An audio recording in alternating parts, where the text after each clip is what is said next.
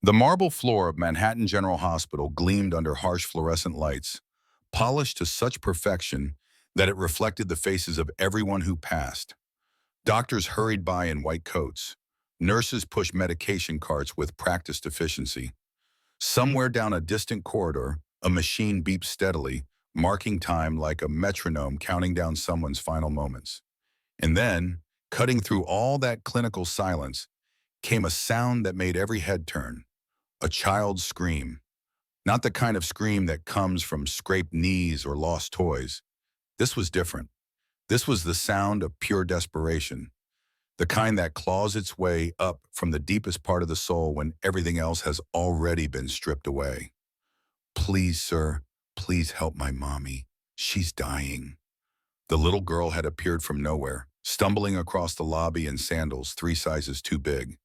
Her yellow dress, faded from too many washes in cold water, hung loose on her small frame. Her hair was pulled into uneven puffs, some already coming undone, falling across eyes that were far too old for her 7 years. She dropped to her knees in the middle of that perfect floor and grabbed the trouser leg of the man standing nearest to her. Her small fingers dug into expensive fabric with the kind of grip that comes from absolute terror. The man she had chosen, purely by accident or perhaps by something deeper than chance, was Marcus Sterling. Everyone in Manhattan knew that name. It was printed on buildings. It appeared in newspapers under headlines about billion-dollar deals. It was spoken in boardrooms with a mixture of respect and fear. Marcus Sterling was the kind of man who built empires while other men built careers. He owned half the skyline. His company, Sterling Holdings, had transformed entire neighborhoods, turning forgotten blocks into glass towers that pierced the clouds. But none of that mattered to the child on her knees before him. She didn't see the tailored suit that cost more than most families spent on rent in 6 months. She didn't notice the gold watch on his wrist, custom made in Switzerland, or the way everyone in the lobby had suddenly gone still, watching. She only saw a man, tall, strong, someone who might be able to save her mother. Marcus had been walking toward the exit. He'd come to this hospital for a routine meeting, the kind of perfunctory visit wealthy donors made to facilities they funded. Shake hands, smile for cameras, sign the oversized check. Leave. He'd done it 100 times before. His driver was already waiting outside, engine running, ready to take him to the next appointment on a schedule that ran like clockwork. But now he stood frozen, staring down at this child whose tears were leaving dark spots on his trousers.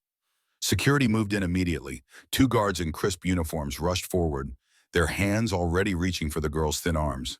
"Miss, you cannot touch him like this. Come now, let go." The girl only held tighter. Her small body shook with the force of her sobs. "Please," she whispered again, and her voice cracked on that single word. "Mommy said if she dies, I should find the man with the silver watch." Marcus felt something cold slide down his spine. Slowly, as if moving through water, he lifted his wrist. The watch caught the light. It was indeed silver, not gold, like the one he usually wore. He'd switched them this morning without thinking, choosing the older one, the simpler one. The one he'd bought 8 years ago in Boston with the last money in his bank account because Elena had said silver suited him better than gold. "You're him," the girl breathed, staring at the watch with wide eyes. "You're the one." One of the security guards finally got a hand on her shoulder. "Come on, sweetheart. You need to let the gentleman go." "No." The scream that came out of her was so loud, so raw that several people nearby actually flinched. She threw herself flat against the floor, wrapping both arms around Marcus's leg like a vine. "No, no, no. He has to help. He has to." Marcus opened his mouth, then closed it. He should walk away. He had 17 calls to return. A conference in an hour, investors flying in from Tokyo who expected him to be sharp, focused, ready to close a deal worth $300 million. But he couldn't move. Because when he looked down at this child, really looked at her, he saw something that made his heart stutter in his chest. Her left wrist, visible where her sleeve had pulled back from all the struggling, bore a small crescent-shaped scar. Pale, old, the kind of mark that came from birth, not injury. Marcus had the same scar in the exact same place. So had his mother, and his grandmother before her. It was a genetic quirk, Something the doctor said happened 1 in every 50,000 births. A small malformation of the skin, always shaped like a tiny moon, always on the left wrist. He'd never met anyone outside his family who had it. Until now. Sir, a woman's voice broke through his thoughts. The head nurse, middle-aged and tired, had approached from the reception desk. Her name tag read Mrs. Chen. I'm sorry about this disturbance. We'll handle it. Marcus found his voice, though it came out rougher than he intended. What's going on here? Mrs. Chen hesitated, glancing at the child. The girl's mother was brought in about 40 minutes ago. Emergency situation. She's pregnant, complications, needs immediate surgery. But, she trailed off. But what? There's no insurance, no deposit. Hospital policy requires payment before we can proceed with non-life-threatening procedures. Marcus felt heat rise in his chest. You just said it was an emergency. Emergency, yes, but not immediately life-threatening in the next 60 seconds. Mrs. Chen's voice was carefully neutral, the tone of someone who'd had this conversation too many times. We need $75,000 to move forward. Without it, we can only provide basic stabilization. The girl's sobs had quieted to hiccuping gasps. She was listening to every word, her small face pressed against Marcus's leg. The baby, she whispered. They said the baby's heart is getting slower. Please, we don't have any money. We don't have anyone. Mommy tried everyone. Nobody would help. Something in Marcus's chest cracked. It was a small sound, barely audible, like the first fracture in ice before the whole lake breaks. He'd spent 8 years building walls around that part of himself. Walls made of meetings and mergers and the careful distance money could buy. He'd told himself he didn't need anything else. He'd convinced himself he preferred it that way. But this child was breaking through every defense he had with nothing but desperation and a scar that matched his own. Where is she? He asked quietly. Where's your mother? The girl lifted one shaking hand and pointed down a corridor to the left. They took her in there. Room something, I can't remember the number. There was blood on the floor. I tried to clean it up with my dress, but they said I couldn't go with her. Marcus's gaze followed the direction of her finger. The corridor hummed with the low sounds of hospital machines and the faint smell of disinfectant. He could almost hear the ticking of the wall clock above the reception desk. Mrs. Chen cleared her throat. Sir, perhaps it's best if security removes the child so you can continue with your day. Marcus didn't look away from the girl. What's your name?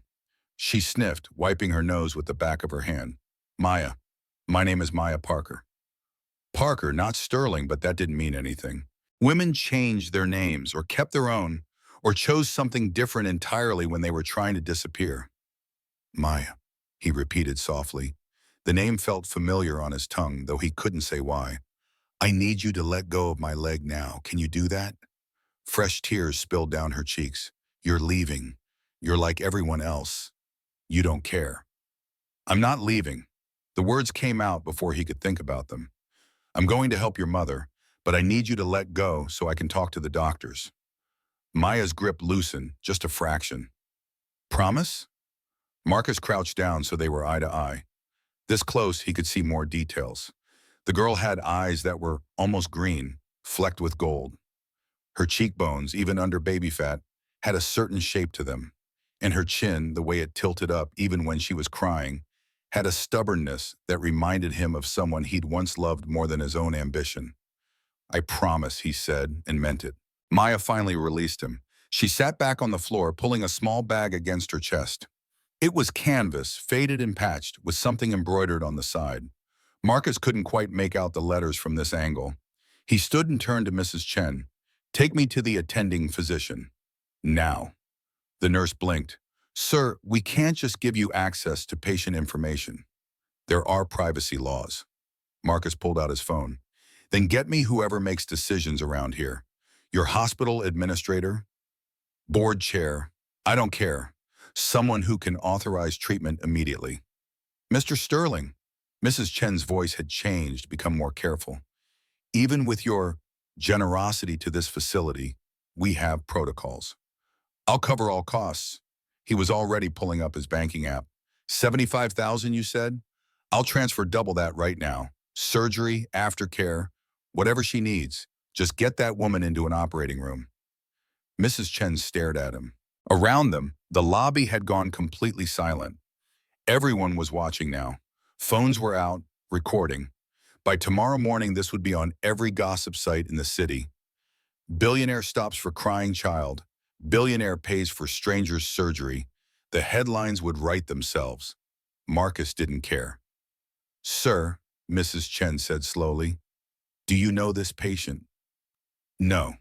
The lie came easily, because he didn't know, not really. He suspected, he feared, but he didn't know. Then, why? Marcus glanced back at Maya. The girl was watching him with an expression that was equal parts hope and terror, as if she was afraid to believe this was really happening. Because someone should, he said simply. Mrs. Chen studied him for another moment, then nodded sharply. Come with me. Maya, sweetheart, you stay here with the security officers. We'll come get you soon. No. Maya was on her feet in an instant. I want to stay with him, he promised. Maya, Marcus kept his voice gentle. They need to take me to talk to the doctors. You can't come for that part, but I promise I'll come back and tell you everything. Okay? She clutched her bag tighter. Inside it, something shifted. Marcus caught a glimpse of worn fabric. A stuffed animal, maybe. The kind of toy a child carries until it's more memory than object. Okay, Maya whispered, but don't lie. Adults always lie. The words hit harder than they should have. Marcus nodded once, then followed Mrs. Chen down the corridor. They walked in silence past rooms filled with the sounds of suffering, machines beeping, quiet crying, hushed conversations between doctors and families receiving news no one wanted to hear. Marcus had been in hospitals before. His mother had died in one years ago, when he was still young enough to believe that money could fix anything. He'd learned differently then. Some things couldn't be bought, but some could. Mrs. Chen led him to a small office near the surgical wing. Wait here. I'll get Dr. Morrison. He's the OB surgeon on call. Marcus nodded, but his attention had already moved to the window that looked out onto the corridor. Through it, he could see a room 3 doors down. The door was partially open. Inside, machines crowded around a bed. And on that bed, barely visible beneath tubes and wires, was a woman. His feet moved before his brain could catch up. He crossed the hallway in 4 strides and stopped just outside the room, one hand on the doorframe. She looked different, thinner, older. Her dark hair, which she'd always worn long and loose, was now pulled back in a simple ponytail. Her skin was pale, almost gray. An oxygen mask covered the lower half of her face, but her profile, the curve of her cheek, the shape of her nose. Elena, 8 years. 8 years since he'd walked away from her small apartment in Boston with a suitcase and a plane ticket, and a promise to himself that he'd come back when he'd made something of himself. When he was worthy, when he could give her everything she deserved. He'd told himself he'd call once he settled in Dubai, once the first deal closed, once he had proof that he'd made the right choice. But weeks became months, months became a year, and by then he'd convinced himself she was better off without him. She'd find someone stable, someone present, someone who wasn't gambling everything on dreams that might never pay off. He hadn't known she was pregnant. Or maybe he had known, in that deep place where truth lives before we're ready to face it. Maybe that was why he'd never called, why he'd changed his number, why he'd let himself believe the lie that she'd moved on, found happiness, forgotten him. Sir, Mrs. Chen's voice was sharp, you can't be in here. Marcus didn't turn around. That's Elena Parker. You said you didn't know the patient. I didn't know it was her. His voice sounded strange in his own ears, distant. Not until now. A man in surgical scrubs appeared beside Mrs. Chen. Dr. Morrison, presumably. He was in his 50s, with gray at his temples and the kind of steady hands that came from years of practice. Mr. Sterling, the doctor's voice was professionally neutral. I understand you're offering to cover costs for Miss Parker's procedure. Yes. Marcus forced himself to look away from Elena. What's her status? Dr. Morty glanced at the chart in his hands. Severe preeclampsia. The baby is in distress. We need to do an emergency C-section within the hour. After that, we're looking at intensive monitoring for both mother and infant. High risk on both sides. What are the odds? Without surgery, the baby won't make it. The mother might, but there's significant risk of stroke or organ failure. Morrison's expression softened slightly. With surgery, we're looking at maybe 70% survival rate for the mother, 60 for the infant. Those numbers improve significantly with proper aftercare. 70%, 60%, numbers that would make any investor walk away from a deal. Too much risk, too much uncertainty. But this wasn't a deal. Do it, Marcus said. Whatever she needs, I'll sign whatever you want. Just save them. Dr. Morrison nodded. We'll prep her now. I have to warn you, sir, even with the surgery, the next 48 hours are critical, and there may be complications we can't anticipate. I understand. There's one more thing. Dr. Morrison hesitated. Miss Parker regained consciousness briefly about 10 minutes ago. She was agitated, kept saying something about someone coming, someone dangerous. We had to sedate her to keep her calm enough for surgery. Marcus felt that cold sensation again, sliding down his spine like ice water. What exactly did she say? Something about Richard and they found me. She kept trying to get up, said she needed to hide her daughter. Morrison glanced back at Elena. Does that mean anything to you? Richard. The name triggered a memory, faint but present. He'd heard it somewhere before. In business circles, maybe. Or in the news. No, Marcus lied. Nothing. But even as he said it, he was pulling out his phone, typing the name into a search engine. Richard.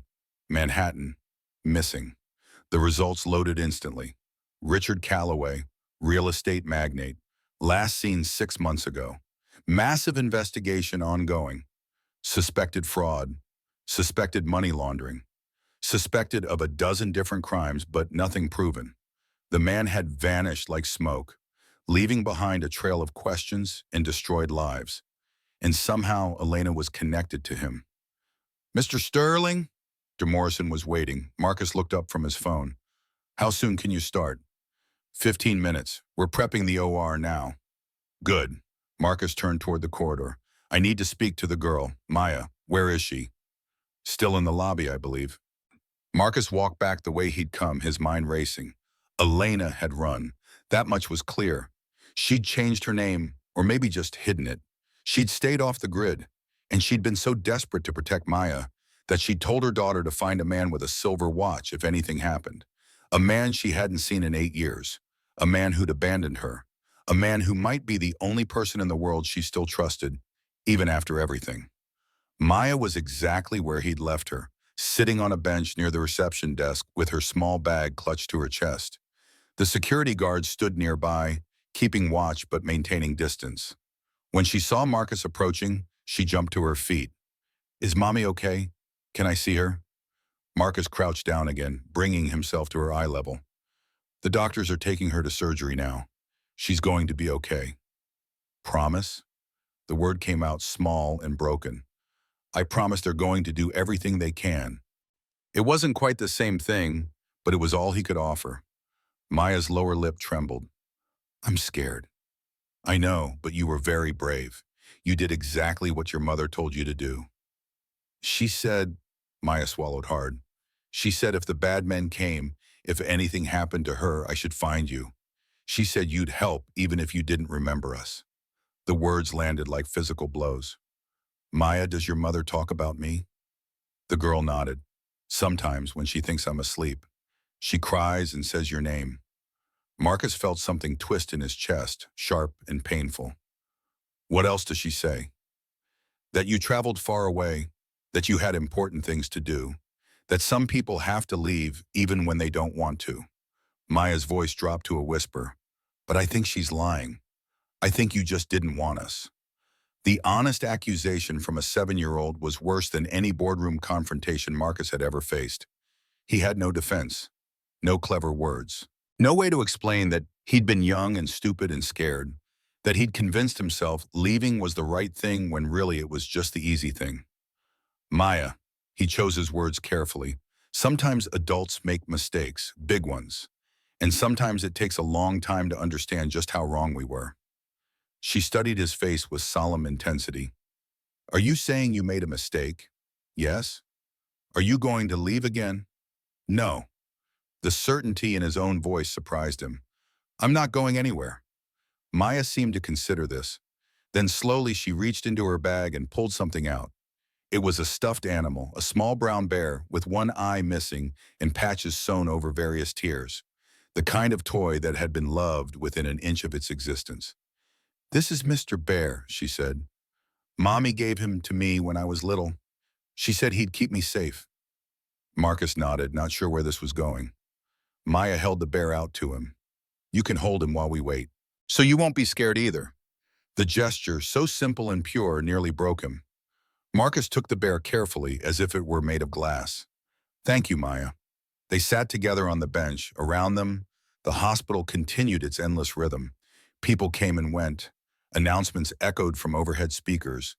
Time passed in that strange, suspended way it does in places where life and death negotiate constantly. After what felt like hours but was probably only 20 minutes, Maya spoke again. Sir, can I ask you something? You can call me Marcus, and yes. Are you? She hesitated, picking at the hem of her dress. Are you my daddy? The question hung in the air between them, enormous and impossible to dodge. Marcus looked down at the bear in his hands, at the worn fabric and careful stitches, at the evidence of years of love and care and protection. Then he looked at Maya, at her crescent scar and her green-gold eyes and her stubborn chin. I don't know, he said honestly, but I'm going to find out. Maya absorbed this. If you are, that would be okay. You seem nice. Before Marcus could respond, Dr. Morrison appeared at the end of the corridor, still in his scrubs. His face was impossible to read. Marcus stood. His heart was hammering against his ribs. Maya grabbed his hand, her small fingers cold and tight. Mr. Sterling. De Morrison walked toward them. The surgery went well. We've successfully delivered the baby. A girl. She's small, needs some support, but the pediatric team is optimistic. Relief flooded through Marcus so strongly his knees nearly buckled. And Elena? De Morrison's expression shifted, became more cautious. She's stable. We had some complications. Significant blood loss. But she pulled through. She's in recovery now. Can we see her? Maya's voice was tiny, hopeful. Not quite yet.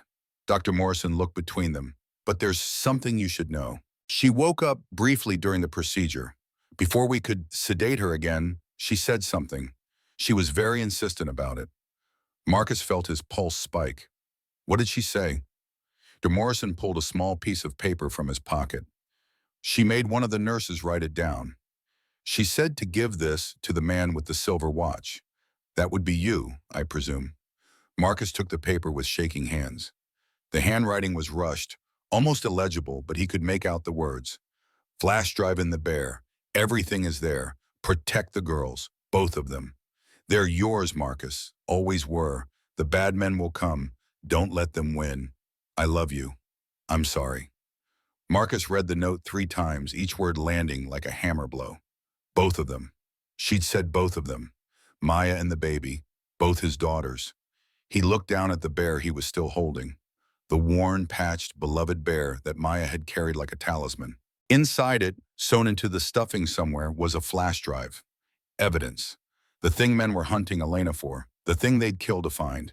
And she'd hidden it in the one place no one would think to look. In a child's toy, carried by their daughter, protected by innocence and love. Mr. Sterling. De Morrison was watching him carefully.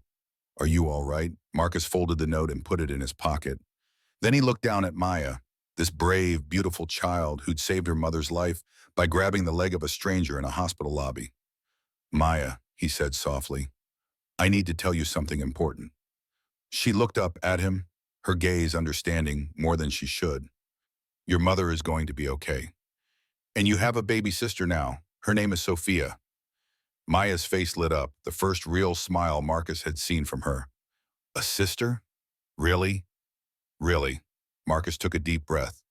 And Maya, I am your father. Your mother just told the doctors. You were right to find me. You saved everyone today. Maya stared at him for a long moment. Then, without warning, she threw her arms around his waist and burst into tears. Not sad tears this time. Something different.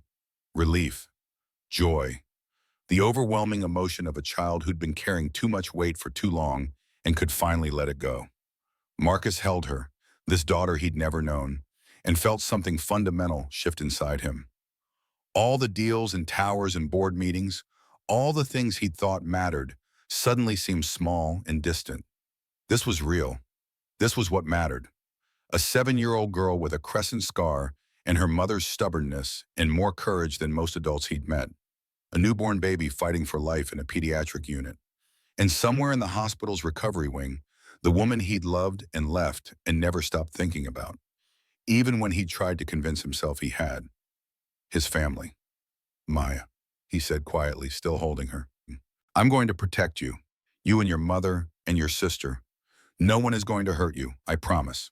She pulled back just enough to look up at him. The bad men Mommy talked about. Are they coming? Marcus thought about the note in his pocket, about Richard Calloway and whatever Elena had discovered, about men desperate enough to threaten a pregnant woman and her child. Maybe, he said, because Maya deserved honesty. But if they do, they'll have to go through me first. Maya nodded seriously, then she reached up and took his hand. Her small fingers wrapped around his much larger ones, trusting completely. Okay, Daddy, she said. I'm not scared anymore. But Marcus was scared. Terrified, actually. Because he just made a promise he wasn't sure he could keep. Because somewhere out there, dangerous men were looking for the evidence Elena had collected. Because his daughters, both of them, were now targets. Because he'd spent 8 years building an empire, and now he might have to burn it all down to keep his family safe. Around them, the hospital shifted into evening mode, visiting hours ending, families saying their goodbyes. Marcus stood with Maya and prepared for whatever came next. Marcus looked down at the bear still clutched in his other hand. Such a simple thing, worn fabric and missing buttons and a lifetime of love stitched into every seam. Inside it, hidden away, was something worth killing for. But more than that, it was a symbol, a reminder that Elena had trusted him, even after everything. That she'd built her whole escape plan around the hope that he'd do the right thing when it mattered most. He wouldn't let her down. Not this time. Come on, he said to Maya, gently guiding her toward the elevator. Let's go see your sister. They rode up to the pediatric floor in silence. Maya pressed against his side, still holding his hand. When the doors opened, Marcus led her to the NICU, where tiny babies fought their first battles in glass boxes surrounded by machines. A nurse met them at the door. Are you family? Yes. Marcus didn't hesitate. I'm the father. This is her sister. The nurse smiled and led them to a corner unit. Inside the clear bassinet, impossibly small, lay Sophia. She had dark hair like Elena and tiny fists that clenched and unclenched in sleep. Tubes and wires monitored her breathing, her heart rate, her oxygen levels. Maya pressed her face to the glass. She's so little. She is. Marcus felt something catch in his throat. But she's strong, like you, like your mother. Can I talk to her? Of course. Maya leaned closer. Hi, Sophia. I'm your big sister, Maya. I'm going to take care of you, okay? And Daddy's going to take care of both of us. You don't have to be scared. We're a family now. The words, spoken with such simple certainty, nearly destroyed Marcus.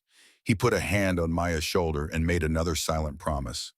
To this baby, to this child, to Elena, recovering somewhere in this same building, he would keep them safe, whatever it cost, whatever he had to do. The Sterling Empire had been built on ambition and risk and the willingness to do whatever it took to win. Now Marcus would use every bit of that ruthlessness to protect the only thing that had ever really mattered, his family. Outside the window, the sun was setting over Manhattan, painting the sky in shades of orange and red. The city glittered below, 10 million lives intersecting and separating like a vast machine. And in that machine, somewhere, men were making plans, coming closer, hunting for what Elena had hidden. But they didn't know yet what they were up against. They didn't know that Marcus Sterling had just discovered he had something worth fighting for. And when a man like Marcus Sterling decided to fight, the whole city shook. The war was coming. Marcus could feel it in his bones. But standing here with his daughters, watching Sophia sleep and feeling Maya's small hand in his, he wasn't afraid anymore. He was ready. The penthouse on Fifth Avenue occupied the entire top floor of Sterling Tower, 60 stories above the streets of Manhattan. Floor-to-ceiling windows offered views that real estate agents called priceless, looking out over Central Park in one direction and the glittering sprawl of Midtown in the other. The furniture was modern, expensive, chosen by a decorator Marcus had hired and barely noticed. Everything was chrome and glass and sharp edges, designed to impress rather than comfort. It had never felt like a home.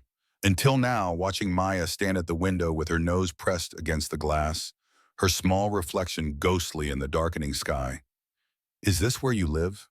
Her voice was soft, almost reverent. "It's so high up, like we're in the clouds." Marcus set down the carrier holding Sophia, who slept peacefully despite the chaos of the last 6 hours. The hospital had agreed to discharge the baby into his care with the understanding that a private nurse would monitor her around the clock. That nurse, a capable woman named Clara with 20 years of NICU experience, was currently in the kitchen preparing formula. "Yes," Marcus said, "and now it's where you live too. Both of you." Maya turned from the window. In the artificial light, she looked even smaller, more fragile. Her yellow dress was wrinkled and stained. Her hair had come completely undone from its puffs. She looked like exactly what she was, a child who'd been through hell and somehow survived. "What about Mommy? When can she come home?" The question landed hard. Marcus had left Elena in the hospital under the watch of 3 security guards he trusted absolutely. Dr. Morrison said she'd need at least 5 days of recovery before she could be moved. 5 days during which she'd be vulnerable, exposed, a target for whoever was looking for her. 5 days that felt like an eternity. "Soon," Marcus said, hating the lie even as he told it. "Your mother needs to rest and get strong again. But she's safe. I made sure of it." Maya watched him carefully, reading his worry. "You're worried, I can tell. Adults think kids don't notice, but we do." Marcus crouched down to her level, something he was getting better at. "You're right, I am worried. But not about your mother getting better. I'm worried about the men she told you about. The bad men. I need you to tell me everything you remember about them." Maya bit her lip, clearly torn between the instinct to forget and the need to help. Finally, she nodded and sat down on the leather couch, patting the space beside her. Marcus joined her. "It was 3 days ago," Maya began, her voice steady despite the tremor in her hands. "We were in our apartment, the old one in Queens. Mommy was making dinner, mac and cheese from the box. Then there was a knock on the door." "What time?" "Late, after dark." Mommy looked through the peephole and her face went all white. She grabbed me and pushed me into the bedroom closet. Told me not to make a sound no matter what I heard. Marcus felt cold settling into his bones. "What did you hear?" Mommy opened the door. A man's voice said they needed to talk. She said she had nothing to say. Then I heard footsteps. More than one person. They came inside even though Mommy said not to. "How many?" "2, I think. One had a deep voice, the other one sounded mean, like he wanted to hurt someone." "What did they say?" Maya's hands clenched into small fists. The mean one said, "Where are the documents?" Mommy said she didn't know what he meant. He said, "Don't lie to us, Miss Parker. We know you took files from Mr. Calloway's office." Mommy said she didn't take anything. Then, Maya's voice cracked. Then I heard a crash, like something breaking, and Mommy made a sound, a hurt sound. Marcus's jaw tightened. "They hit her." "I think so." The deep voice one said, "If you don't give us what we want, things will get worse. Not just for you, for your daughter too. We know where she goes to school. We know her teacher's name. We know everything." The threat delivered through a child's recollection was even more chilling. Marcus pulled Maya closer. She was shaking now, the memory overwhelming her, carefully maintained composure. "What happened next?" Mommy started crying. She said, "Please, I'll do anything. Just don't hurt my baby." The mean one laughed. He said, "Then you know what to do. Get rid of the evidence or we'll get rid of you. Both of you." They left after that. When I came out of the closet, Mommy was sitting on the floor. Her lip was bleeding. She saw me and tried to smile. Said we were going on an adventure. "That's when you ran." Maya nodded. "We packed 2 bags. Mommy took some money from a jar in the kitchen. We took a bus, then another bus. We slept in the bus station one night. Mommy kept looking over her shoulder. Then her stomach started hurting really bad. That's when we came to the hospital. Marcus processed this, filing away details. Two men, one mean, one deep-voiced. They knew about Maya's school, which meant they'd been watching for a while. They wanted documents, evidence, something Elena had taken from Richard Calloway's office, something worth killing for. Maya, Marcus kept his voice gentle. Did your mother ever talk about her work? About Mr. Calloway? The girl shook her head. Not really. Sometimes she'd come home, so I asked once if her boss was nice and she said no, but she needed the job. Then one day she stopped going to work, said we were going to be okay, that she'd find something else. But she seemed scared all the time after that. A picture was forming. Elena had worked for Calloway, had seen or heard something she shouldn't have, had been smart enough to document it, and when Calloway realized what she'd done, he'd come after her. But Elena had been smarter. She'd run. She'd hidden. She'd survived long enough to get to a hospital where she knew Marcus would be making one of his donor visits. She'd told Maya exactly what to do, exactly who to find. She'd bet everything on Marcus doing the right thing. The trust implicit in that bet made his chest ache. Clara emerged from the kitchen, carrying a bottle. Mr. Sterling? The baby might be waking soon. Should I feed her now or wait? Now is fine. Marcus turned to Maya. Do you want to help feed your sister? Maya's face lit up, fear momentarily forgotten. Really? I can do that? With Clara's help, yes. They moved to the nursery Marcus had somehow assembled in the 3 hours between leaving the hospital and bringing the girls home. He'd made calls, thrown money at the problem. By the time they arrived, the room had been transformed. Crib, changing table, rocking chair. More supplies than one infant could possibly need. Money made impossible things happen quickly. Maya settled into the rocking chair with Clara's guidance, and the nurse carefully placed Sophia in her arms. The baby's eyes opened, unfocused but aware. Maya held the bottle with intense concentration, her whole being focused on this tiny life depending on her. Hi, Sophia, she whispered. It's me again, your big sister. See? I told you I'd take care of you. Marcus watched from the doorway, his phone already out. He had calls to make, plans to execute. But for just this moment, he let himself observe this scene. His daughters, together, safe. It wouldn't last. He knew that. The peace was temporary, fragile, built on borrowed time. But he'd take it while he could. His phone buzzed. A text from an unknown number. Private investigator here. Rachel Torres, you called about the Calloway situation. I'm 10 minutes away. Bringing company. Former military. They'll secure the building. Marcus typed back. Good. How much did you find? The response came immediately. Enough to know you're in serious trouble. See you soon. Marcus pocketed the phone and looked at Clara.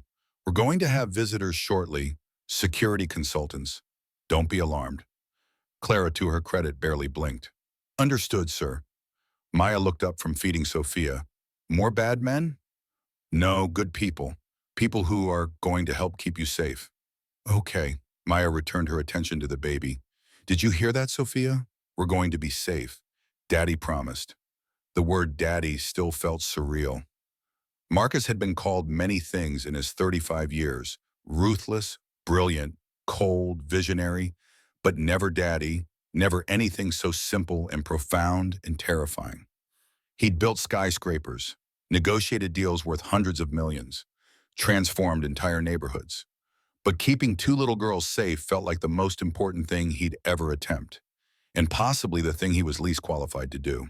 10 minutes later, precisely on schedule, the private elevator that serviced only the penthouse dinged softly.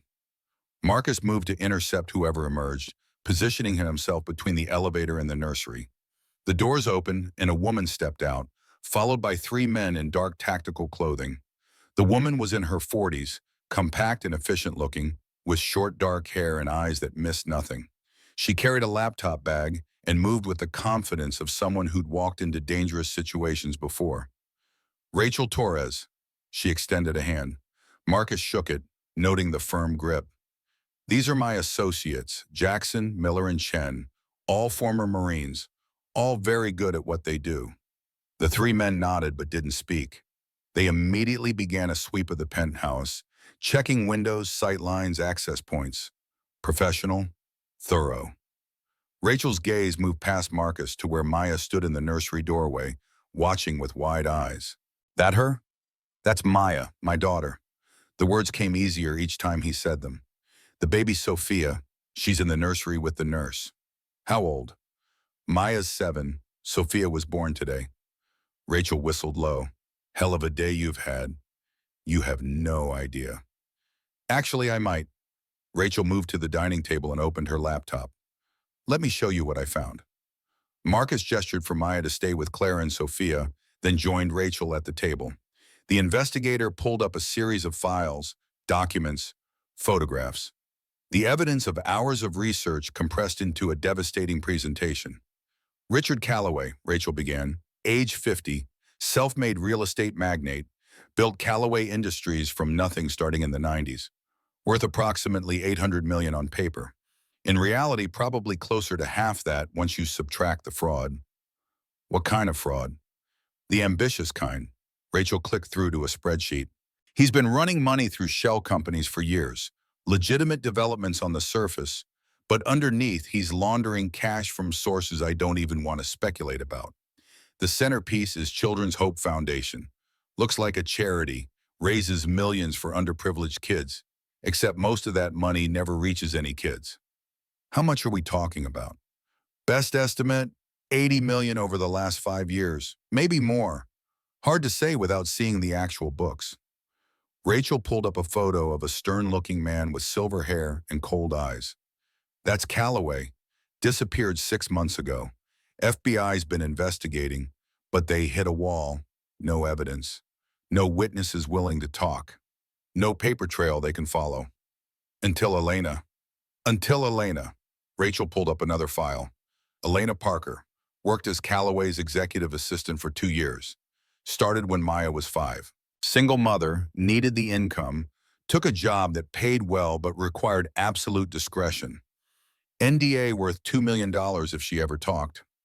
Marcus leaned forward. She signed an NDA for $2 million? Standard practice for Callaway. He had all his close staff sign them. Ensured silence. But it also means she saw everything. Board meetings, private calls, financial documents. She was in the room when deals were made. And she documented it. Smart woman. Rachel's tone held respect. She kept records and took photos with her phone, recorded conversations, built a case over months. I think she was planning to go to the FBI, but Callaway found out before she could. How? My guess? Someone in his organization noticed her behavior changing. Or maybe she got sloppy one time. Either way, 6 months ago, right around when Callaway disappeared, Elena quit her job and went underground. Changed apartments, paid cash for everything. Tried to erase her digital footprint. But they found her anyway. Eventually, these guys are professionals, Marcus. They have resources. They have time. And they're motivated. If Elena's evidence surfaces, Callaway goes to prison for the rest of his life. Everyone connected to him goes down too. We're talking RICO charges, conspiracy, money laundering, fraud, maybe worse. Marcus thought about the flash drive hidden in Mr. Bear, currently sitting on Maya's bed in the guest room. What's worse than fraud and money laundering? Rachel's expression darkened. 3 people have died in connection with Callaway over the last 10 years. All ruled accidents or natural causes. All happened within weeks of them becoming potential problems for his organization. One was an accountant who threatened to talk. One was a business partner who wanted out. One was a city inspector who got too curious about a development project. You think Callaway killed them? I think people who threaten Richard Callaway have a disturbing tendency to die unexpectedly. Elena knows this. That's why she ran. That's why she hid her daughter and tried to disappear. Marcus felt ice in his veins, and now she's unconscious in a hospital bed. With your security watching her, yes, which is good. But Marcus, you need to understand what you're up against. Callaway has connections, legitimate business contacts who don't know about the fraud, lawyers who will defend him, and at least a dozen men on his payroll whose job is to make problems disappear. two of whom visited Elena's apartment 3 days ago. Probably Vincent Shaw and a guy named Hayes. Shaw's his lawyer and fixer. Hayes is muscle. Both dangerous. Both willing to do whatever Calloway tells them. Marcus absorbed this. Where's Calloway now? Best intelligence says Cayman Islands. He's got a compound there. Armed security, the works. He's waiting for the investigation to cool down. Once he's sure no evidence exists, he'll come back.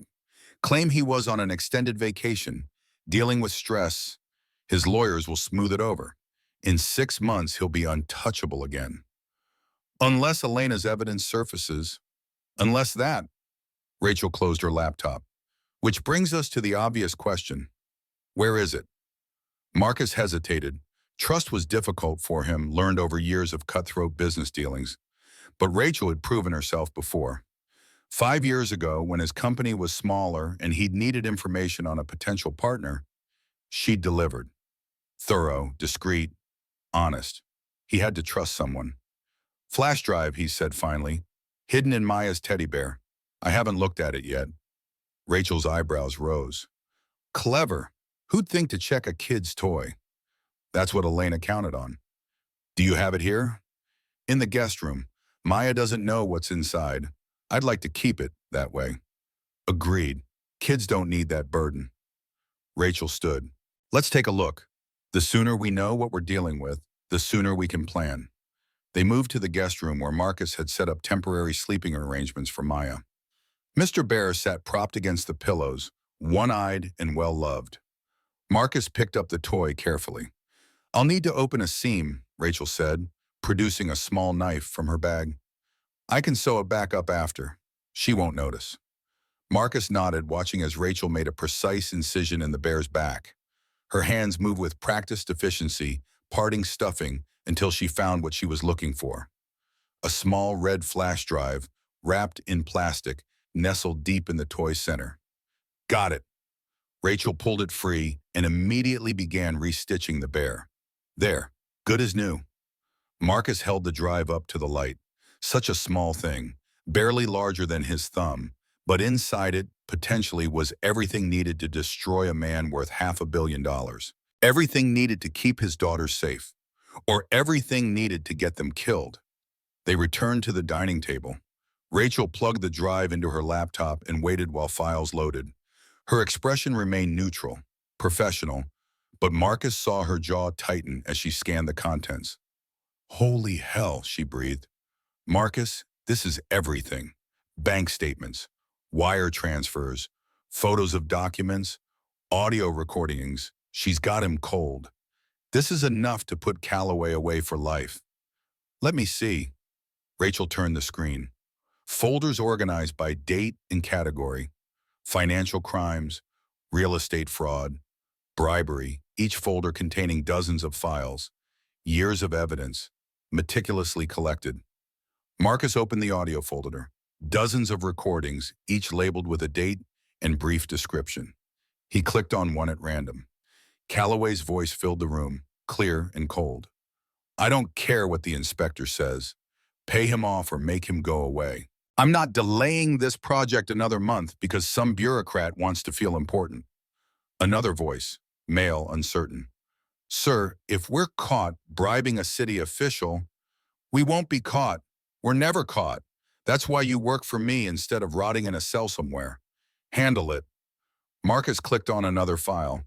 This one was a phone conversation, Calloway talking to someone about moving money through offshore accounts. Specific numbers, specific dates, the kind of detail prosecutors dreamed about. There's more, Rachel said quietly. She pulled up a video file. You need to see this. The video was security footage from what looked like an office building. Date stamped 2 years ago. The quality was grainy but clear enough. It showed a hallway outside an office. A man in a suit carrying a briefcase, walking toward the camera. Then another man appearing behind him. A shove. The first man tumbling forward, hitting the stairs, falling, landing in a heap at the bottom. The second man checked the body, then calmly walked back the way he'd come. The second man was Richard Calloway. That's James Brennan, Rachel said, the accountant who died. Official cause of death was accidental fall, but Elena had access to the building's security system. She pulled this footage before it could be erased. Marcus felt sick. He murdered him, on camera, and Elena witnessed it, or at least found the evidence. This alone would put Calloway away for murder, and it's why they want her dead. Exactly. Rachel ejected the drive and handed it to Marcus. This is valuable beyond measure. It's also the most dangerous thing you could possibly possess. If Calloway's people find out you have it, they'll come for you, for the girls, for everyone you care about. Marcus closed his fist around the drive. Then we need to get it to the FBI, today, now. Not that simple. Rachel held up a hand. We need to be smart about this. If we just hand it over to the local FBI office, it could leak. Calloway has people everywhere. We need someone high up, someone clean, someone who can act fast and protect Elena and the girls while the case builds. Do you know someone? Maybe.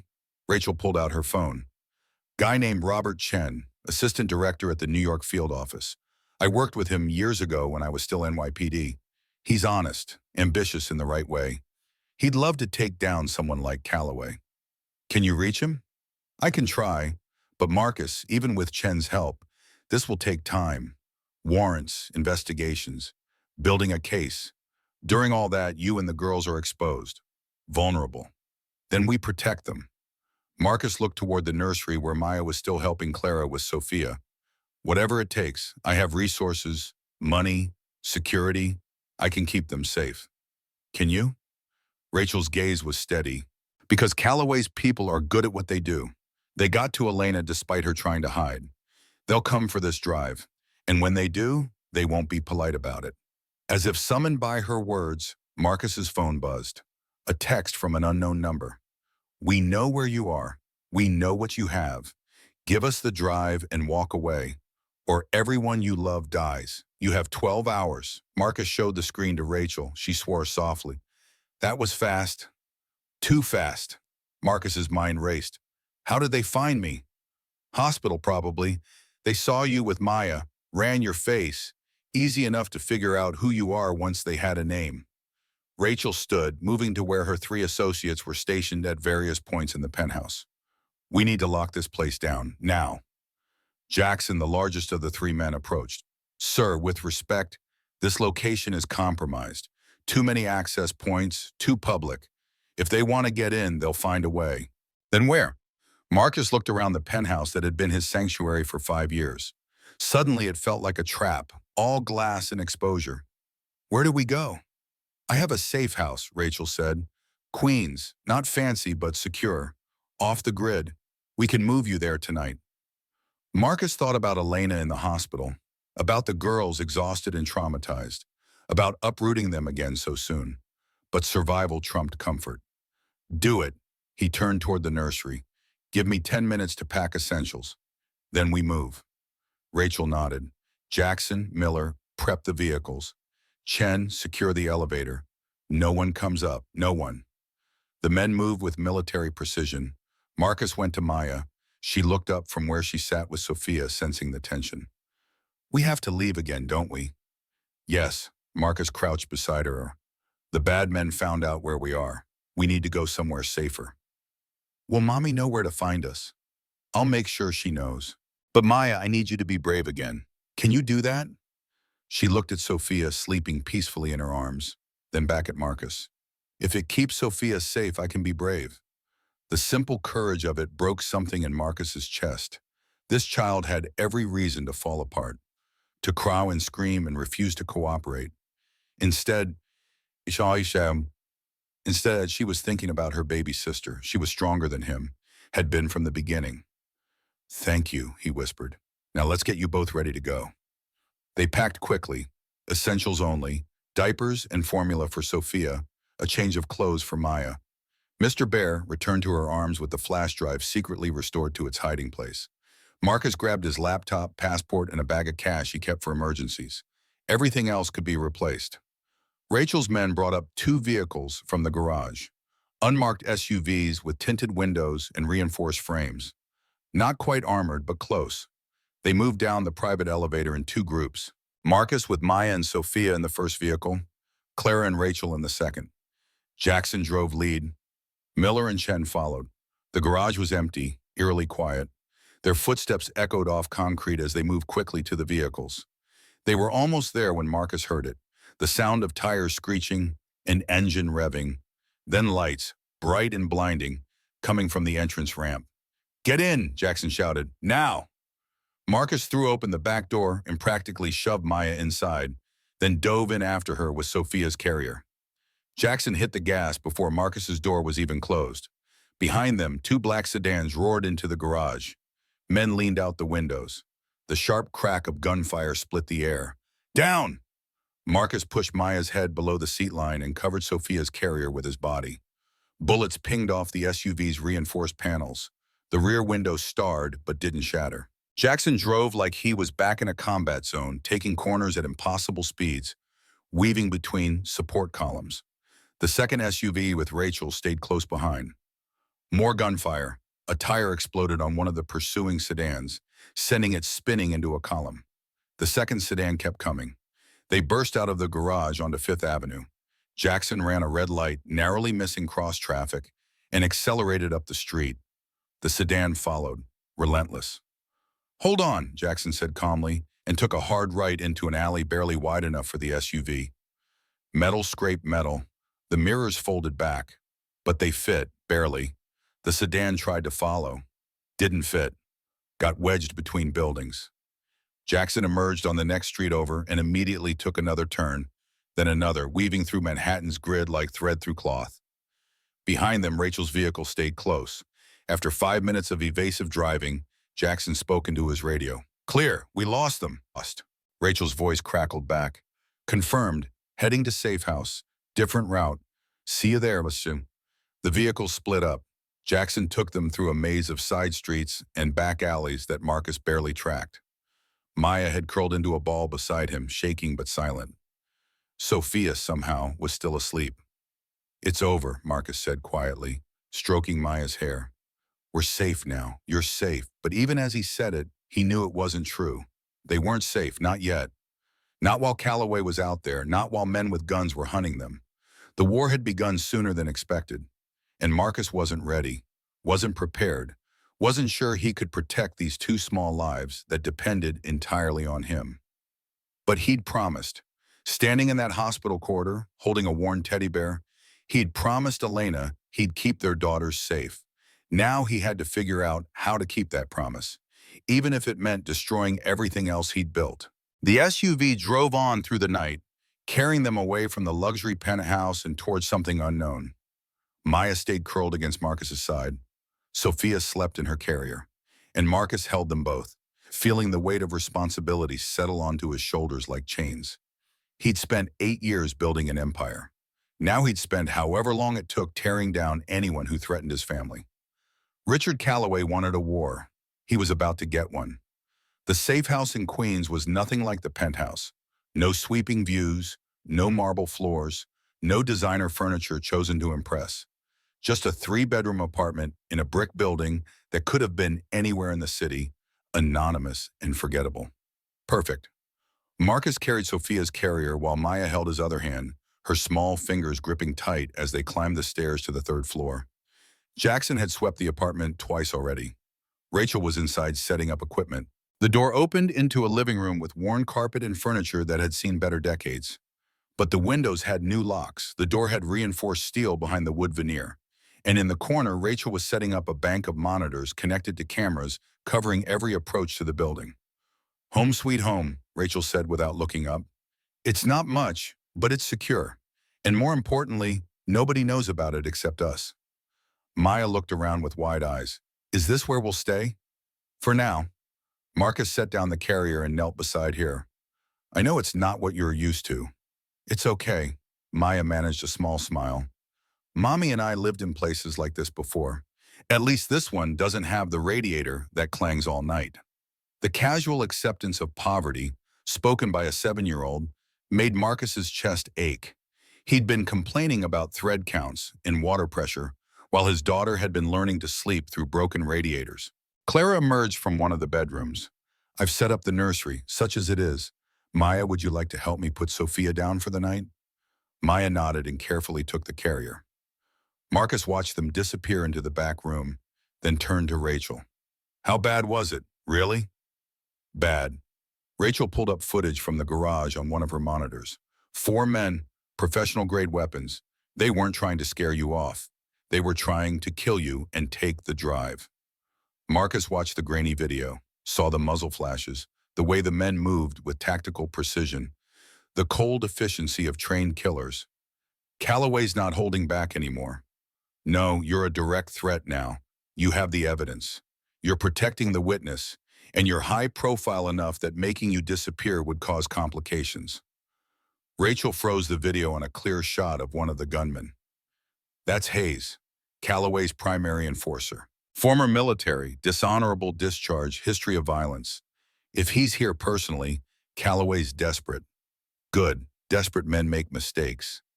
They also get dangerous. Rachel pulled up a different screen. I reached out to Assistant Director Chen. He's interested, very interested, but he needs to verify the evidence before he can move, and he needs Elena's testimony. She's unconscious. Then we wait until she wakes up. Rachel met his eyes. Marcus, I know you want to end this fast, but we do this right or we don't do it at all. Chen's assembling a task force, getting warrants ready, building a case that'll stand up in court. But it takes time. How much time? 48 hours, maybe less if Elena wakes up and can give Bond a statement. 48 hours. 2 days of hiding in this apartment while Calloway's men search for them.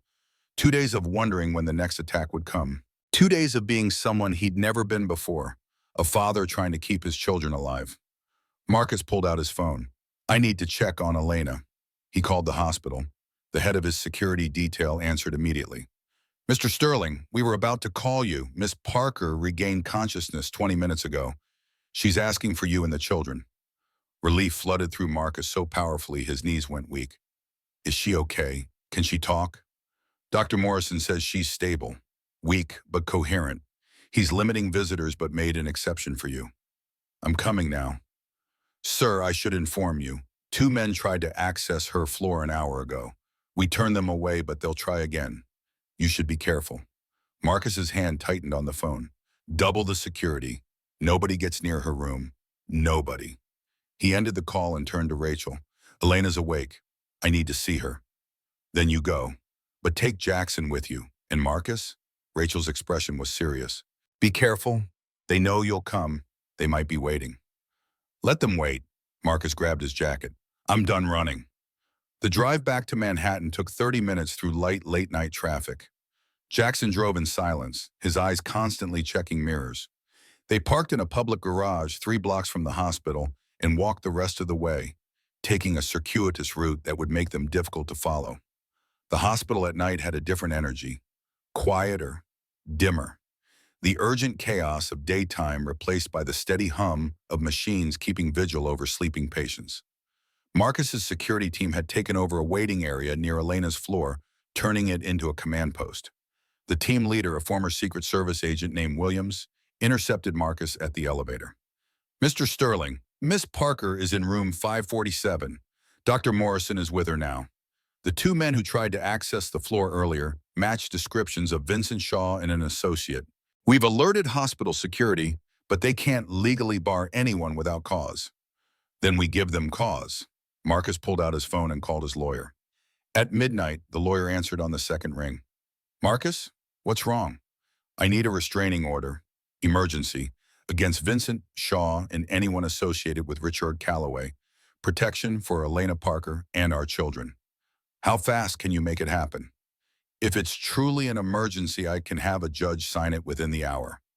Do it, and send copies to hospital security. Anyone on that list tries to get near Elena's room, I want them arrested. Marcus hung up and looked at Williams. 1 hour. Until then, nobody gets past you. Understood, sir. Marcus walked down the corridor to room 547. Jackson took up position outside.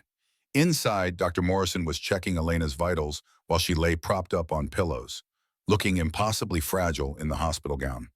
But her eyes were open, alert, and when she saw Marcus, tears immediately began streaming down her face. Marcus. Her voice was hoarse, barely above a whisper.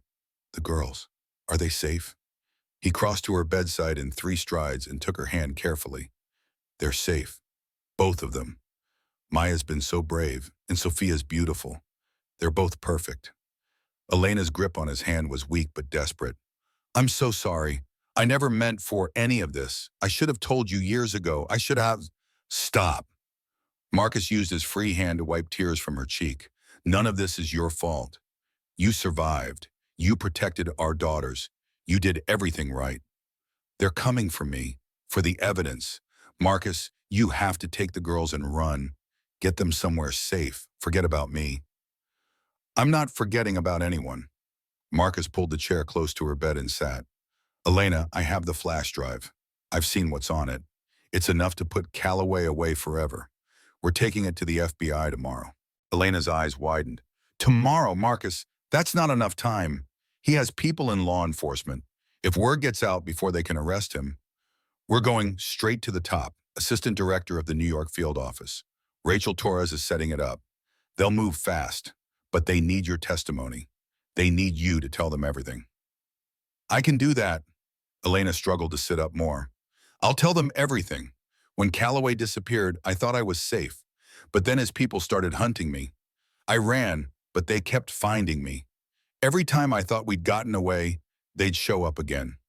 I couldn't risk leading them to you. Couldn't risk them finding out about Maya. How did you end up at Manhattan General?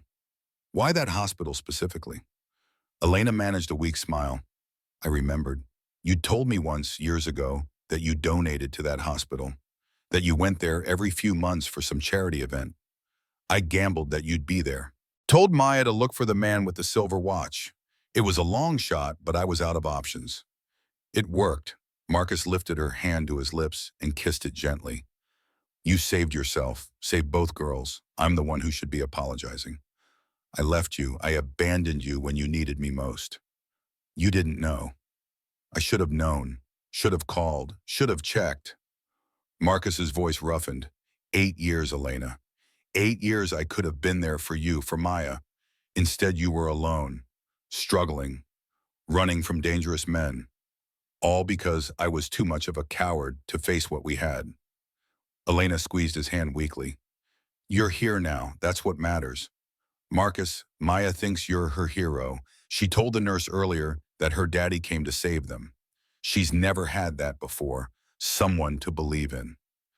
The words landed like physical blows. Marcus thought about Maya's small hand in his. Her trust despite every reason not to trust. Her bravery despite being terrified. I don't deserve that faith. Then earn it.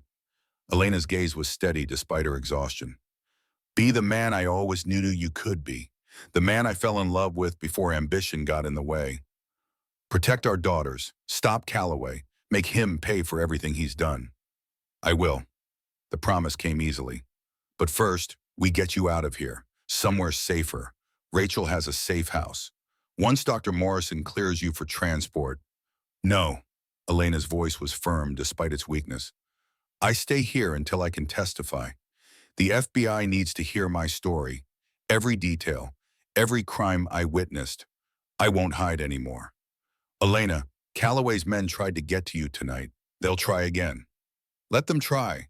You have security. The hospital has security. And now you're getting a restraining order. Elena's smile was grim. I've been running for 6 months. I'm done. Time to stand and fight. Marcus saw the steel in her eyes and recognized it. The same determination that had kept her alive this long. The same strength that had raised Maya alone. The same courage that had led her to document Calloway's crimes even when it put her in danger. She wasn't the girl he'd left behind 8 years ago. She'd become someone harder, stronger. Someone who'd survived things that would have broken most people. Someone he was falling in love with all over again. Okay, he said quietly. We fight. Together. A knock on the door interrupted them. Dr. Morrison entered, followed by a woman in a dark suit carrying a badge. Mr. Sterling, this is Special Agent Sarah Webb, FBI. She'd like to speak with Miss Parker if she's feeling strong enough. Marcus stood. FBI, I thought we were meeting with Assistant Director Chen tomorrow. Agent Webb stepped forward. She was in her 30s, professional but not unfriendly. A.D. Chen sent me ahead. He wanted to secure Miss Parker's statement as soon as possible, for her protection as much as ours. If you're willing, Miss Parker, I can take your preliminary statement now. The full interview would happen tomorrow with A.D. Chen present. Elena looked at Marcus. He nodded slightly. They'd have to trust someone eventually. I'll talk, Elena said, but I want Marcus here, and I want it recorded, official record. Understood. Agent Webb pulled out a digital recorder and a notepad. This is Special Agent Sarah Webb conducting preliminary interview with Elena Parker regarding Richard Calloway. Present are Miss Parker, Dr. Morrison, and Marcus Sterling. Miss Parker, for the record, are you giving this statement voluntarily? Yes. And you understand this statement may be used in legal proceedings? I do. Then please, in your own words, tell me about your relationship with Richard Calloway. Elena took a deep breath and began. She spoke for 40 minutes. Her voice was weak but steady. She described taking the job as Calloway's executive assistant, the gradual realization that something was wrong, the documents she'd accidentally seen, the conversations she'd overheard. She described how Calloway kept her late at his office, how he'd bring her to private meetings where business mixed with barely concealed threats, how she'd started secretly recording conversations on her phone. She described finding the security footage of James Brennan's murder, downloading it before it could be erased, realizing she was sitting on evidence that could destroy one of New York's most powerful men. And she described the moment Calloway discovered what she'd done. He called me into his office, Elena said, her voice dropping. It was late. Everyone else had gone home. He closed the door and locked it. Then he showed me a file. It had photos of Maya, coming out of school, playing at the park, sleeping in her bed, taken through our apartment window. Marcus felt rage rising like fire in his chest. Agent Webb's expression remained neutral, but he saw her knuckles whiten around her pen. He said if I ever told anyone what I knew, Maya would disappear. He said he knew people who specialized in making problems go away. He said he'd done it before, and he'd do it again. Elena's voice cracked. That's when I knew I had to run. I copied everything I could, took the evidence, quit my job that night, and never went back. And Calloway? He disappeared 2 weeks later. The FBI started investigating. I thought maybe I was safe, but then his men started looking for me. They found my new apartment. I ran again and again, every time they found me. Finally, I ran out of money, out of options. I was 9 months pregnant and terrified. That's when I remembered Marcus's hospital visits. I gambled everything on him being there.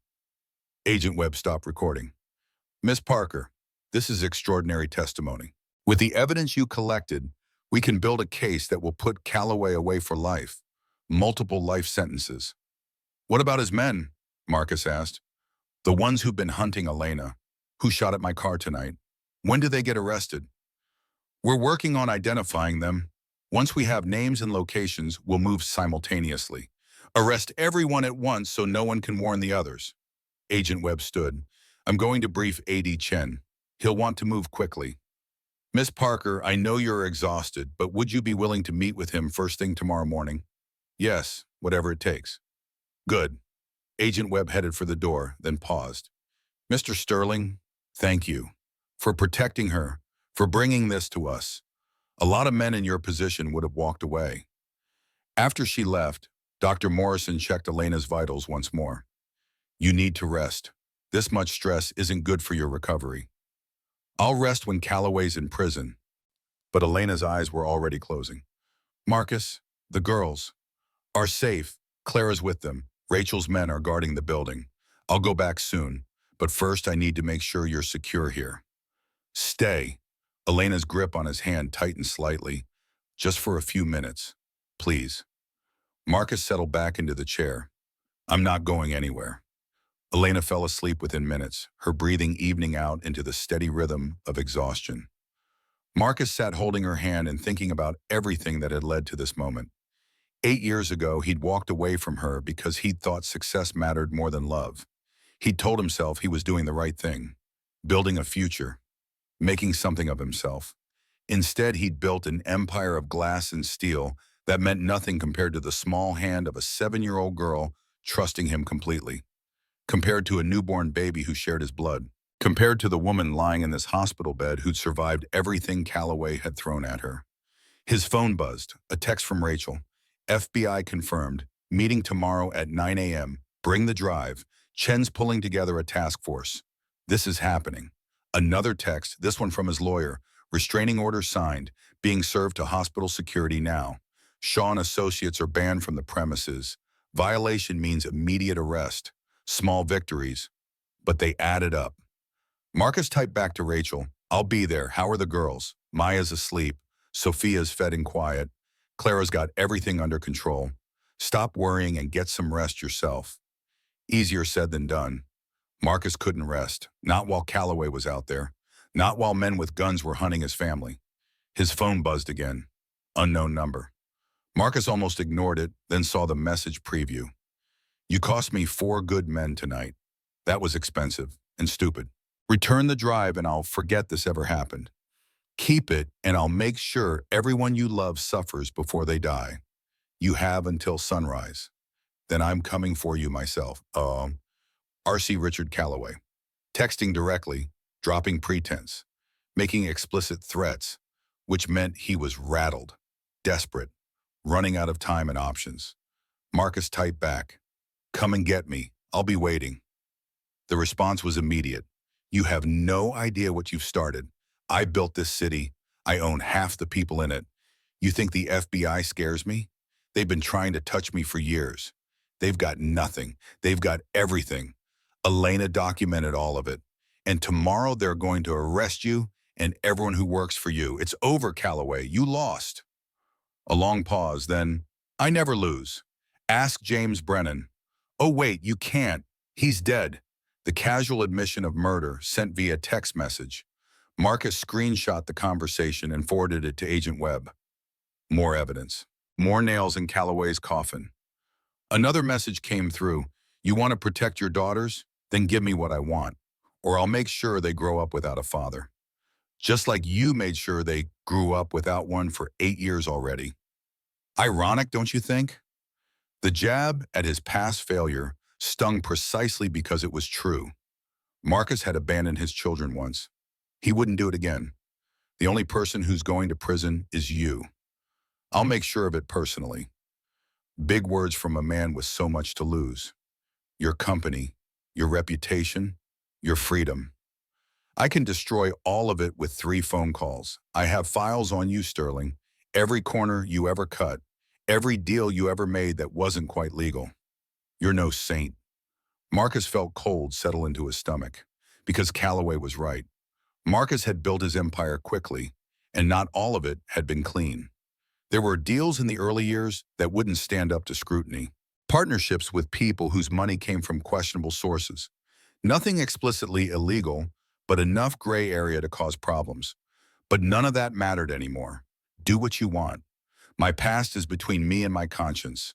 But my daughter's future is something I'll fight for with everything I have. Come after them and see what happens. The phone went silent. Calloway had said his piece, made his threats. Now they'd both wait to see who blinked first.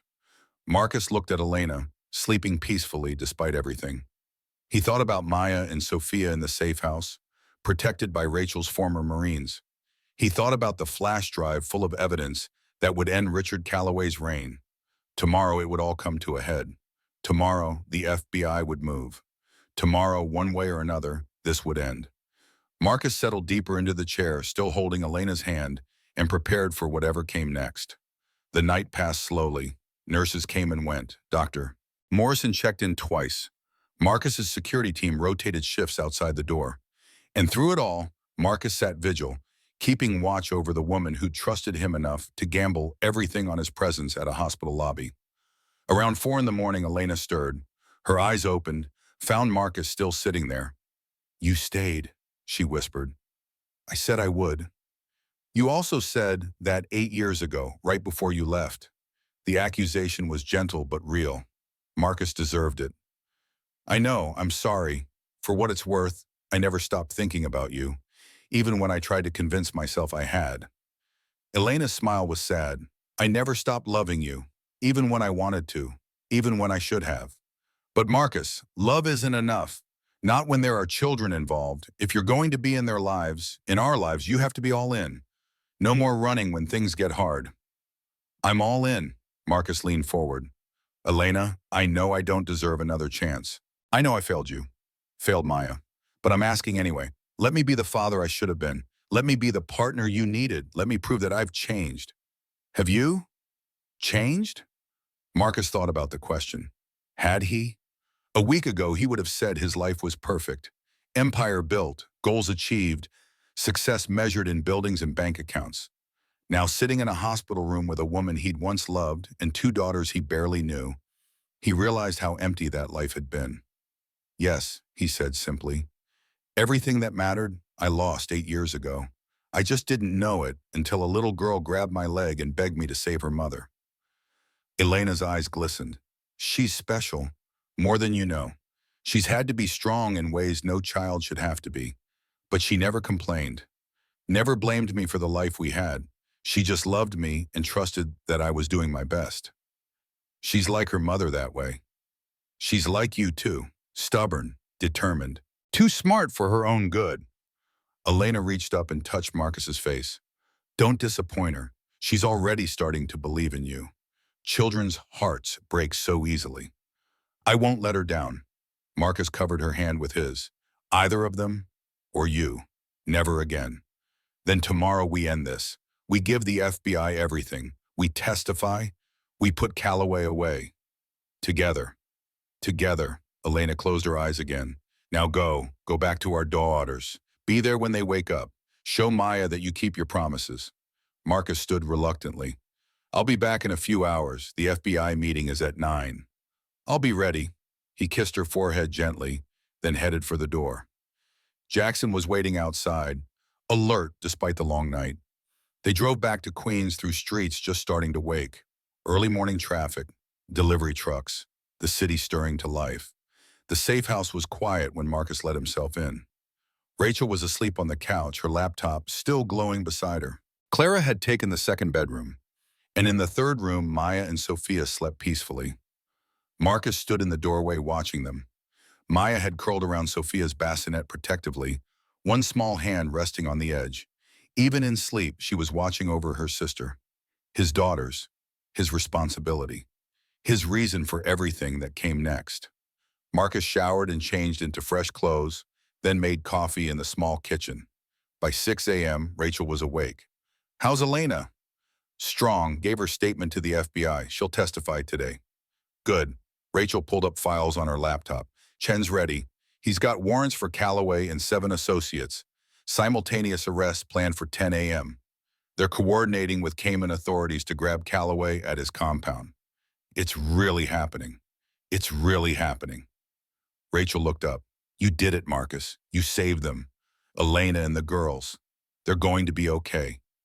We're not finished yet. Calloway's still out there. Still dangerous. For 3 more hours. Then the FBI moves and it's over.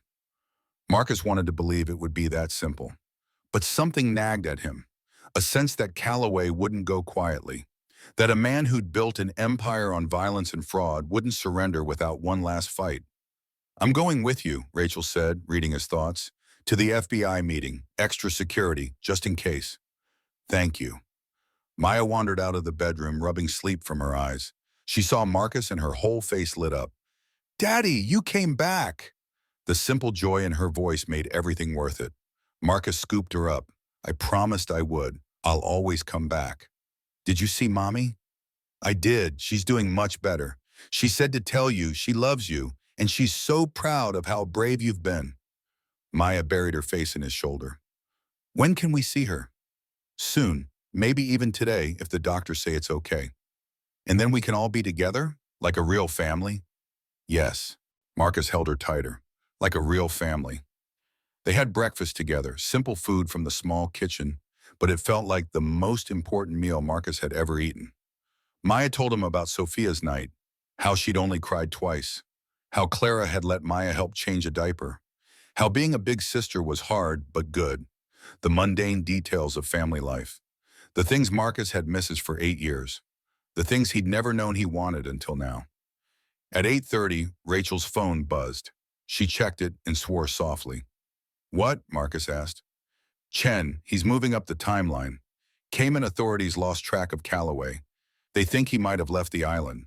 Chen wants everyone in protective custody immediately. Cold dread settled over Wacus. Calloway's running. Or coming here. Rachel was already on her feet. We need to move. Now, get the girls. Marcus grabbed Sophia's carrier while Maya clung to his hand. They rushed toward the door, which exploded inward in a shower of splinters. 3 men poured through, weapons drawn.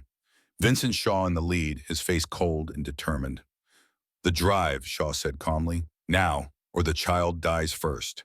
He pointed his gun directly at Maya's head, and everything inside Marcus turned to ice and fire and desperate, terrible clarity.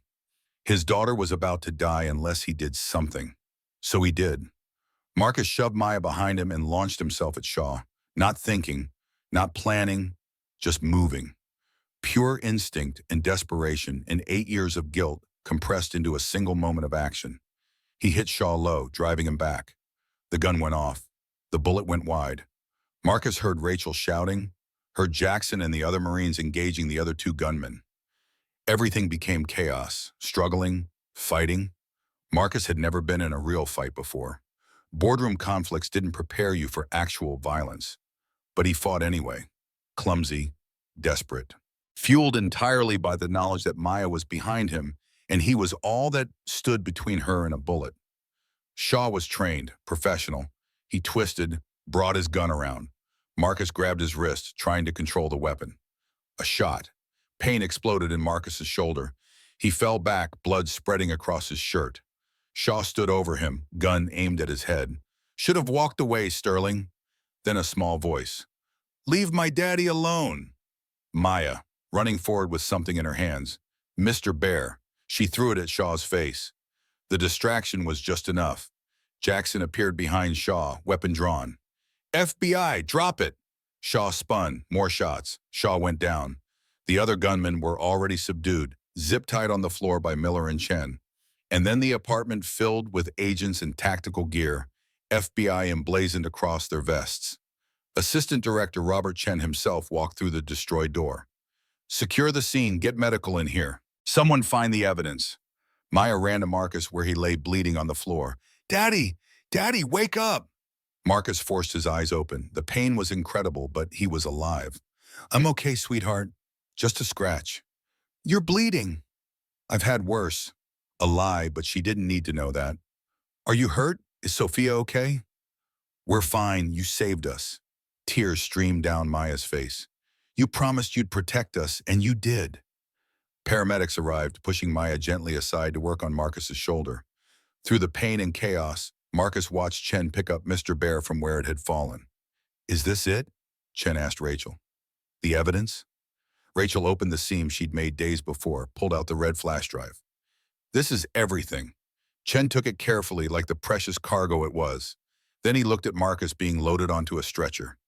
Mr. Sterling, because of you, we're about to take down one of the most corrupt organizations in New York's history.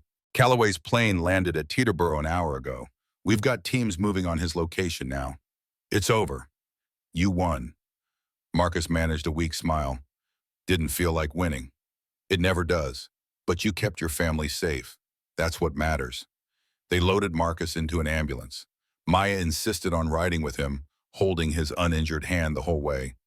Sophia was strapped into her carrier beside them, sleeping through the drama as only newborns could. At the hospital, Elena was waiting in a wheelchair when they arrived. She saw the blood and went pale. Marcus! I'm okay. Shoulder wound. I'll be fine. You got shot. He saved us, Mommy, Maya said proudly. The bad man pointed a gun at me, and Daddy stopped him. He's a hero. Elena looked at Marcus with eyes full of tears. You idiot. You beautiful, brave idiot. I promised I'd protect them. Marcus's voice was getting weaker as the pain medication kicked in. Had to keep my promise. And you did. Elena reached for his hand. You kept all your promises. The medical team wheeled Marcus away for surgery. The bullet had lodged in his shoulder but missed anything vital. They'd remove it, stitch him up, keep him overnight for observation. He woke hours later to find his room full. Elena in a wheelchair beside the bed. Maya curled up in a chair, sleeping with Mr. Bear clutched tight. Sophia, in a bassinet, watched over by Clara. Rachel in the corner, working on her laptop. A real family, damaged and patched together and held together by love and luck and stubborn determination. Agent Webb appeared in the doorway. "Mr. Sterling, thought you'd want to know. We arrested Calloway 2 hours ago. Shaw and his associates are in custody. We've frozen all of Calloway's assets.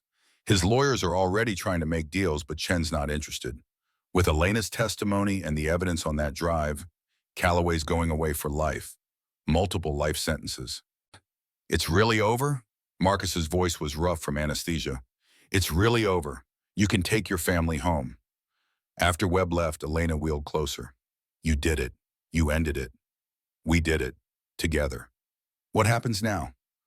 Marcus looked at his daughters, at the woman he'd loved and lost and found again, at the family he'd never known he wanted and now couldn't imagine living without. "Now we go home," he said simply. "All of us. We find a place that's ours. We build a life. We be the family we should have been 8 years ago." "You mean it? You're really staying?" "I'm really staying." Marcus pulled Elena closer with his good arm. "I spent 8 years building an empire. Time to spend the rest of my life building something that actually matters. A home, a family, a life worth living." 2 weeks later, the day finally came. Marcus had been discharged after 3 days. The bullet wound in his shoulder was healing well, though he still wore a sling. Elena had stayed in the hospital longer, her body needing more time to recover from both the surgery and the months of stress. But today, Dr. Morrison signed her release papers. "She's still weak," he told Marcus. "No heavy lifting, no stairs for at least another week, and she needs to follow up with physical therapy." "She'll have everything she needs," Marcus promised. He'd spent the 2 weeks preparing. The house in Westchester was ready, the master bedroom on the first floor, rails in the bathroom, a nurse on call, and more than that, he'd filled the walls with photographs. Their family, finally visible, finally real. When the hospital wheelchair rolled out to the pickup area, Maya was bouncing on her toes beside Marcus's car. "Mommy! Mommy's coming!" Elena emerged slowly, carefully, one hand gripping the wheelchair arm. She wore jeans and a soft sweater, her hair down around her shoulders. When she saw Maya, her whole face transformed. "Come here, baby girl." Maya flew into her mother's arms. Elena caught her, stumbling slightly but holding on tight. They stood there in the hospital driveway, both crying, both laughing. "I missed you so much," Maya sobbed. "I missed you more," Elena whispered. "Every single second." Marcus watched them, Sophia sleeping in her carrier in his good arm. When they finally pulled apart, Elena looked up at him. "Is that my baby?" "Want to hold her?" Marcus asked. "In the car." Elena was still too unsteady. "Let's get home first." Home. The word landed softly between them. The drive to Westchester took 40 minutes. Elena sat in the front passenger seat, turned around to watch Maya in the back. They talked nonstop, Maya describing everything that had happened. The safe house, Jackson teaching her card games, Sophia's first smile. When they pulled into the driveway, Elena went quiet. The house sat on a tree-lined street, 2 stories, white with blue shutters, a porch with a swing, a yard where leaves were falling in shades of gold and red. "Marcus," Elena breathed, "this is beautiful." "This is ours." He came around to help her out. All of it. Inside, Elena stopped in the foyer. Hardwood floors, soft furniture, photographs everywhere, the smell of something baking. "Clara made cookies," Maya announced. "She said it's a homecoming tradition." Marcus guided Elena to the living room.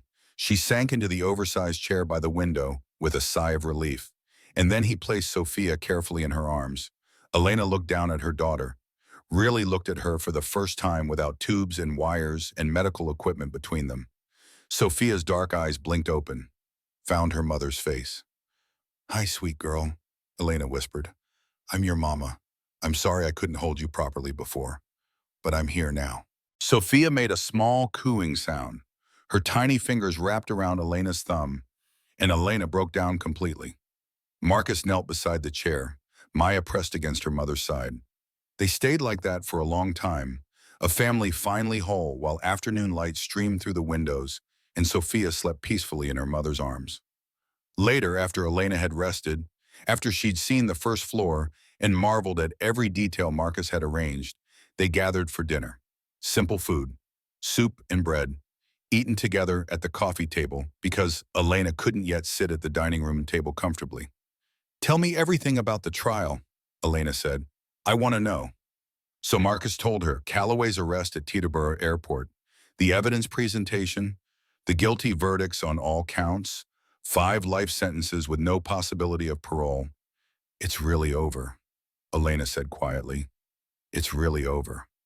Marcus took her hand. "You're safe. The girls are safe. We can finally live." That night, they tucked Maya into bed together. Elena sat on the edge of the bed, still moving carefully while Marcus stood behind her. "Mommy," Maya asked sleepily, "are you staying this time?" "I'm staying, baby. I'm home. We all are." "Good." Maya's eyes closed. "I like it when we're together." "Me too," Elena whispered, bending to kiss her daughter's forehead. "Me too." 3 months later, Marcus stood in the doorway of Maya's room. Maya stirred, waking. She saw them together and smiled. "Are we going to be okay now?" "Yes, sweetheart." Marcus extended his hand to her. She took it, completing the circle. "We're going to be okay. All of us. Together." 3 months later, Marcus stood in the doorway of Maya's room in their new house. Not a penthouse. A real house in Westchester with a yard and a swing set and neighbors who waved hello. Maya was reading to Sophia, who sat propped on pillows, watching her big sister with adoring eyes. "And they all lived happily ever after," Maya finished. She looked up. "Daddy, did you hear the whole story?" "I did. You're a wonderful reader. Mommy says reading is important, that stories teach us things." "Your mommy's right." Marcus sat on the edge of the bed. "What did this story teach you?" Maya thought seriously. "That families are the people who don't give up on you, even when things are scary, even when it would be easier to run away." The wisdom from a 7-year-old cut straight through to truth. "That's exactly right." Marcus kissed her forehead. "Now bedtime. Sophia needs to sleep. Can I ask you something first?" "Always." "That day at the hospital, when I grabbed your leg and begged you to help, what made you stay? You could have walked away. Lots of grown-ups would have." Marcus remembered that moment, the cold hospital floor, the small, desperate hand clutching his pants, the choice that had changed everything. "I saw your scar," he said finally. "The one on your wrist, it matched mine, and something inside me knew.